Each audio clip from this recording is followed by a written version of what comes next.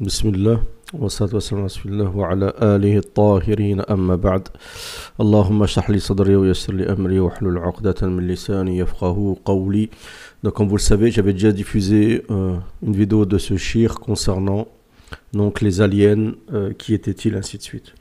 Là, j'ai vu le sujet sur donc les reptiliens et je me suis dit ça valait le coup de la partager vu comme il conçoit la chose. Donc ça me paraissait quand même un peu pertinent et en tout cas mieux que certaines thèses farfelues. Donc on va écouter.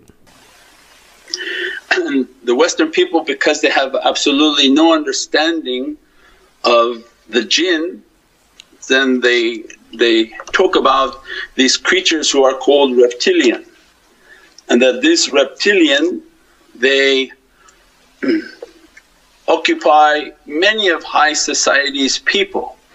They run and govern many organizations, and then the ones who want to critique it, they make fun of it and say, oh look, these people say like they're like lizard people, they're going around and they're overtaking the human person and becoming lizard people. No, it has nothing to do with that at all.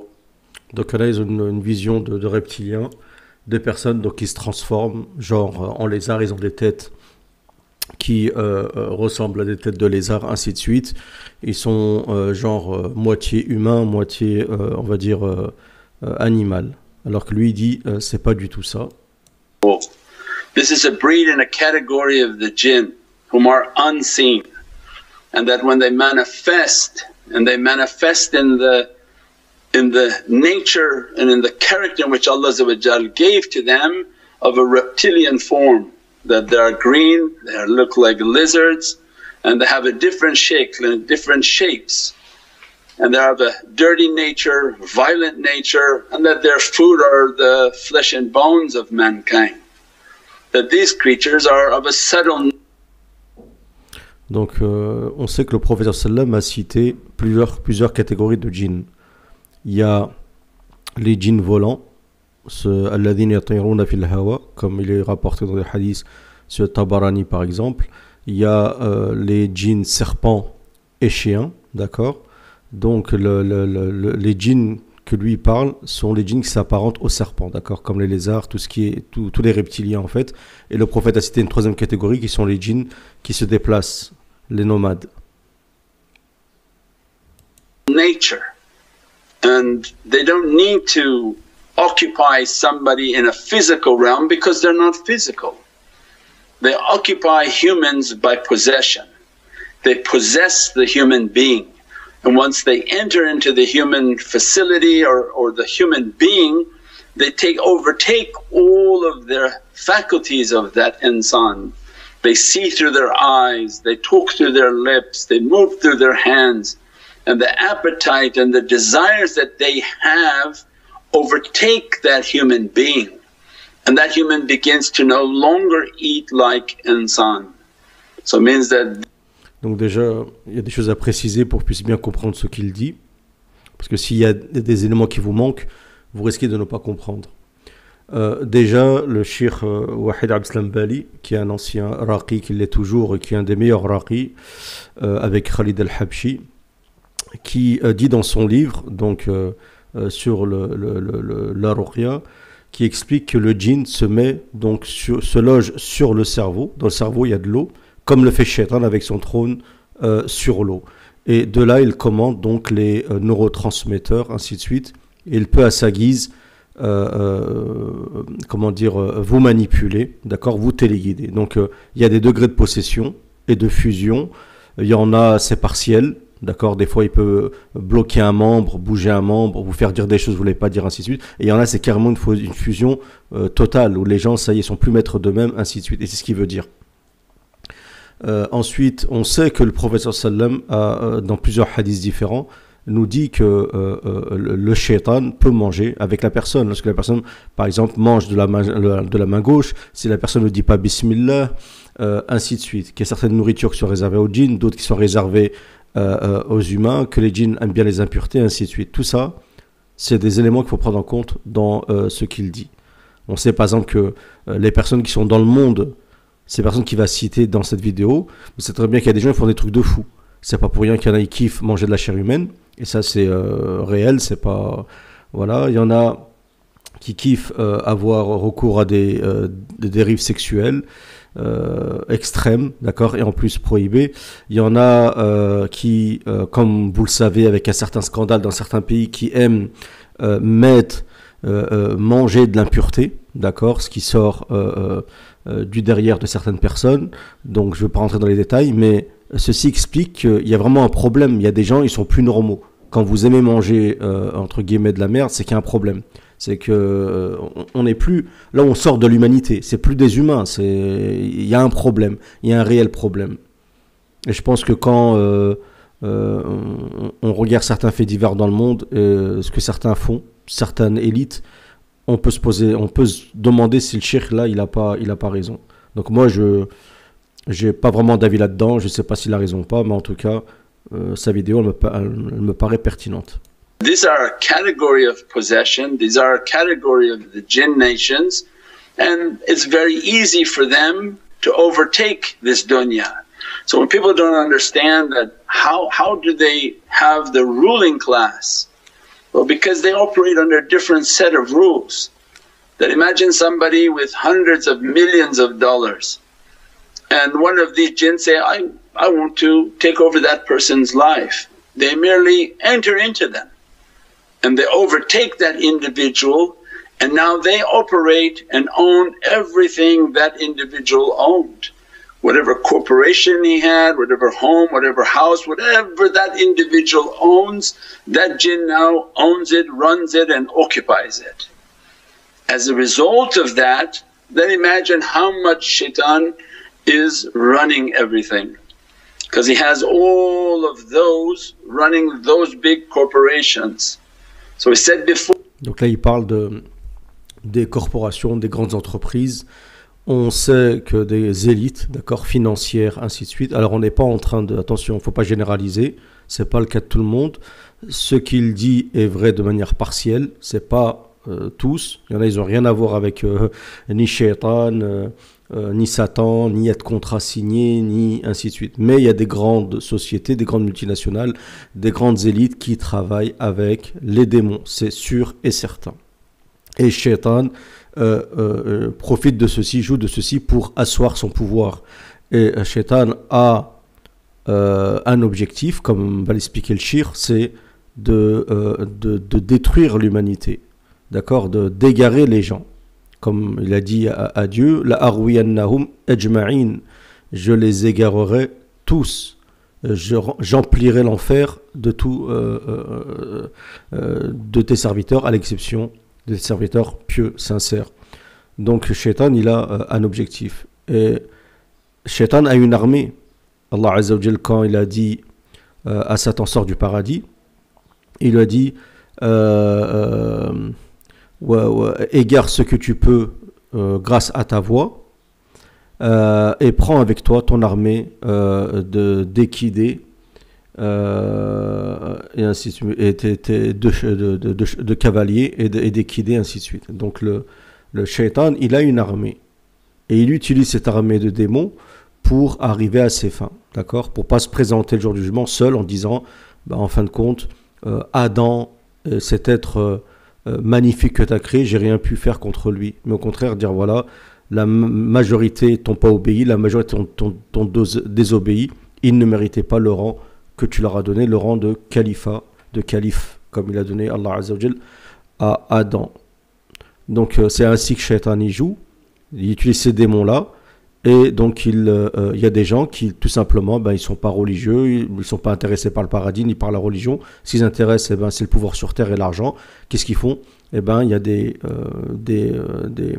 marchés qui se font avec Shaitan, comme il y a aussi des marchés que vous faites avec Allah Azza wa Jal. Quand Dieu dit il a acheté de la part des croyants leur âme en échange de quelque chose, il y a des versets du Coran sur ça. Donc par opposition, dans l'antagonisme, il y a aussi des gens qui ont vendu leur âme à Satan. Bien sûr, c'est dangereux et certains ne peuvent plus après malheureusement s'en défaire. Donc Shaitan use de ça et puis il assoit son pouvoir grâce à ces démons qui vont posséder des personnes, qui par exemple possèdent des entreprises, ainsi de suite. Et le démon qui possède ces personnes peut agir pour tel ou tel contractant qui a contracté avec, qui a fait un contrat avec Satan. For this dunya is filled with maqams and stations. These are stations and rewards from Satan, not from Allah Azza wa Jal. So that to be in a corporation, to be given a certain corporation, to be given a corporation of a certain size, that is a maqam from shaitan. And to have access to that corporation means that shaitan has given that individual that maqam. What they've done for him and what they do for him, Allah Azza wa Jalla only knows what type of nefarious activities are involved with these. Donc lui il explique que il y a certaines positions, il y a certains degrés, d'accord. Plus vous êtes proche de shaitan et plus vous avez donc une plus grande société, plus d'argent, plus de pouvoir, ainsi de suite. On sait très bien que certaines élites, très connues d'ailleurs, on ne va pas citer leurs noms, ils sont tellement connus que tout le monde, vous les connaissez vous-même, on sait très bien, obligatoirement, ils travaillent avec Shaitan, sans aucun doute, d'accord. Et donc plus vous travaillez, vous êtes proche de Shaitan, et plus votre pouvoir, il augmente, vous avez plus de pouvoir, plus d'argent, votre société, vous êtes vous pouvez posséder une grande corporation, et ça surtout on va dire dans une partie du monde où le monde financier est possédé en partie par des satanistes, d'accord. Donc c'est pas une règle générale, c'est pas partout, mais il y a à un certain degré où c'est très difficile d'être pieux, d'être un musulman pieux, et d'être très riche et de posséder des grandes sociétés, ainsi de suite. C'est vraiment, vraiment difficile. C'est pas impossible, mais c'est vraiment difficile. Et bien sûr, ceci se fait en échange, comme le shir le dit, de choses néfastes. D'accord. Il y en a qui doivent faire des sacrifices. Il y en a qui doivent, avoir recours à des actes répréhensibles, dégoûtants, ainsi de suite. D'accord. Donc voilà. People, even they begin to look not human anymore.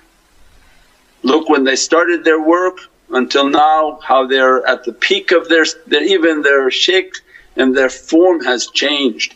Many of their forms, the human person whom they've occupied, because the jinn are of electrical nature, that these people look like they've had electrolysis. Alors que des gens subissent une électrolyse, moi je sais pas ce que c'est l'électrolyse, sûrement c'est, je sais pas, moi je sais pas c'est quoi, en tout cas il dit que c'est les gens qui sont possédés, vu que les chétans sont de matière électrique, ainsi de suite, une énergie, cette énergie elle s'empare de l'énergie des personnes et ça leur donne un aspect physique particulier. Because of the energy that are around the jinn, when they attach themselves to these people, they even lose their hair, no eyebrows, their body hair, arm hair, leg hairs, because the jinn have occupied so much around them, and the energy and electricity of that being is like the person has had electrolysis, which is the same understanding. They apply electrical current to the hair follicle and it falls out. So it means this is a reality of how shaitan governs all these corporations, all this money, all this banking, all of these maqams, and he holds those as a means in which to entice people to come to his way. They say, oh, you want to sing, do you? Okay, well you give yourself to this master. And as a result they'll receive a phone call from these big record labels and big companies. Why? Because they're all of these reptilians and shayateen. And they're all holding these maqams. It said the big boss said that you're going to be signed up, here's a call, you can. Donc là, ce qu'il dit c'est connu, d'accord, il y a beaucoup de témoignages, hein, ça on le sait, énormément de vidéos là-dedans. Ça me fait rappeler une histoire véridique d'une personne qui faisait de la musique, d'accord, en France, et elle s'était repentie. Elle avait expliqué qu'elle avait signé avec Shaitan, mais le fait qu'elle s'était repentie elle était rentrée dans le din et qu'elle avait signé, et ben les shayatines ne la lâchaient pas. Et quand elle était dans la mosquée, elle avait un comportement hystérique, à un point où elle faisait des galipettes, ainsi de suite. Alors je sais pas si elle a fait de la gymnastique, mais en tout cas, ça faisait peur. Et elle se met dans la mosquée, elle faisait des galipettes, elle faisait comment dire, des sauts, ainsi de suite. Donc les gens qui veulent vraiment se détacher de ça, ils peuvent le faire avec du courage, mais malheureusement ça a un prix. C'est comme les sorciers qui se repentent, ainsi de suite. Donc là il parle des gens qui, dans le monde de la musique par exemple, qui signent d'une manière ou d'une autre. Je ne sais pas comment ça se fait concrètement, mais à mon avis ça peut se faire même de manière comme ça subtile et tacite, à savoir intérieurement une insufflation satanique qui te dit voilà, dis les telles paroles, moque-toi de la religion, fait des insinuations sur la religion, insulte Isa, il déteste Isa alayhi salam parce qu'on sait que c'est celui qui va tuer leur idole, l'antéchrist. Et en échange, tu vas réussir dans le monde de la musique, tu vas signer des grands contrats avec des grandes maisons, ainsi de suite. D'accord? Ça, c'est une réalité. C'est pour ça que beaucoup de comiques, par exemple, dans les comiques, les acteurs, surtout ceux qui sont d'origine musulmane, eux, leur demandent plus que les autres. Les autres, ça y est, ils sont mécréants. Hein. Et il y a toujours dans les films une blague sur la religion, une allusion à la religion, une moquerie, que ce soit les comiques, comme j'ai dit, les acteurs, ceux qui sont dans la musique, ainsi de suite. Je sais pas pourquoi le mec va parler d'un clip, il va parler de Lodo. Qu'est-ce que ça a à voir Lodo là-dedans, ainsi de suite. Tout ça, vous le savez, parce qu'il y a des vidéos là-dedans. Ça, c'est une réalité, d'accord? Et même ces gens-là, quand ils écrivent leur musique après avoir fumé, ils sont inspirés par les démons. Et c'est des paroles qui vont écrire, ainsi de suite. Il y en a, ils peuvent écrire je ne sais pas combien de textes très très rapidement par insufflation satanique, comme il y a des gens qui peuvent écrire des textes très bien de la religion par insufflation angélique. Come in and this is what you beget. And he pays them according to how much they're going to destroy humanity. That's why you see their concerts with 10,000, 50,000, and that's why you see them getting tens of millions of dollars, because of how much they can destroy humanity and how quickly they're destroying them. And that's what Allah Azza wa Jal is describing, that in this view of eternity and in this 70, 80, 90 years of life, you sold your soul for a small price. And that's the reality. Donc lui dit bien, hein, c'est un vil marché qu'ils ont fait avec Shaitan en réalité, parce que certes, ils vont gagner de l'argent, ainsi de suite, et ils vont avoir un bon train de vie, mais il y a un moment où tout ça va se terminer et ils vont mal finir, soit par des maladies. J'ai pas besoin de donner de noms. En ce moment, on voit des chanteurs qui ont des maladies du cancer, par exemple. Regardez dans les médias. Des personnes qui se suicident, des personnes qui n'arrivent pas à dormir, qui ont un mal-être, ainsi de suite. Des personnes qui vont se sentir mal. Voilà, tout ça à cause de quoi? À cause justement du fait qu'ils ont contracté avec Shaitan. Mais à la fin, c'est quoi qui les attend après la mort? C'est l'enfer. And that's the reality of how they control these maqams and these companies and these organizations. That's how they move their wealth and their money around, and they don't die for 2,000 years. I think they asked one of these electric car owners, and he said that he was a 3,000-year-old vampire, and then said, I'm just joking. But he wasn't joking. So this is how Shaitan operates the dunya. J'ai pas compris ce qu'il a dit.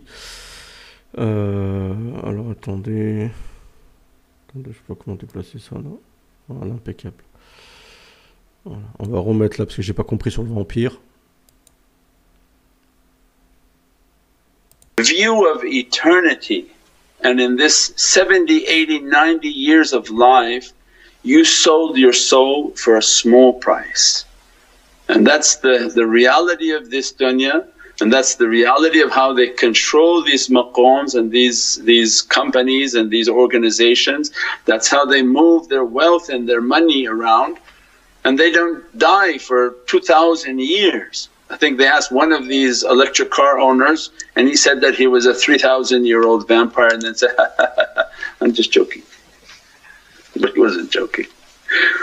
So this is how Shaitan operates the dunya. And donc j'ai pas compris. Il y a des shéatines, soit des shéatines vampires, ce que vous voulez, qui peuvent vivre jusqu'à 3000 ans. Mais j'ai pas compris ce qu'il a voulu dire par là. Si vous avez compris, dites-le moi dans les commentaires. Alhamdulillah, Allah doesn't allow awliya to do that, because they could enter into people and overtake them too. But there are different rules right now. Inshallah, with the sword of Sayyidina Mahdi salam, that these devils be brought down, inshallah. Inch'Allah.